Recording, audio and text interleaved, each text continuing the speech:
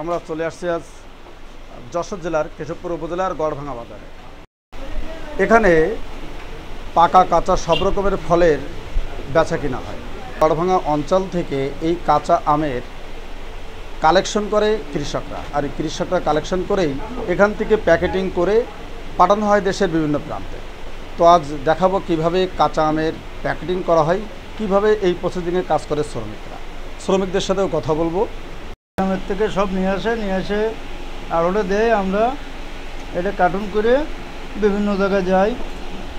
দর্শক, এখান থেকে বাংলাদেশের বিভিন্ন অঞ্চলে এই আম যেয়ে থাকে এবং এখানে বিশেষ করে আমি আপনাদের দেখানোর চেষ্টা করছি যে কাঁচা আমের যে খুব সুন্দর সাইজের এবং কোয়ালিটির সঙ্গে সম্পন্ন যে আমগুলো প্যাকেটিং করে পাঠানো হয় ঢাকা বা বাংলাদেশের বিভিন্ন অঞ্চলে।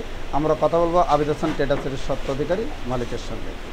এখান থেকে বিভিন্ন এলাকা থেকে, গ্রাম থেকে, গাছ থেকে ভাঙিয়ে নিয়ে আসে। আনার পরে আমাদের এখানে 8-10 জন শ্রমিক আছে, তারা প্যাকেটিং করে বিভিন্ন মোকামে আমরা সাপ্লাই দিই। এগুলো দেশের কোন কোন অঞ্চলে? বেশি ঢাকায় যায়, বরিশাল যায়, খুলনায় যায়, সিলেট। শুধু কি কাঁচা আমের ব্যবসায় নাকি? এটা আছে আমরা কাঁচাটাই করি, পাকাটা আমরা করি না। এটা আছে আচারের জন্য আমরা শুধু কাঁচাটাই করি। এটা অনেক বেশি।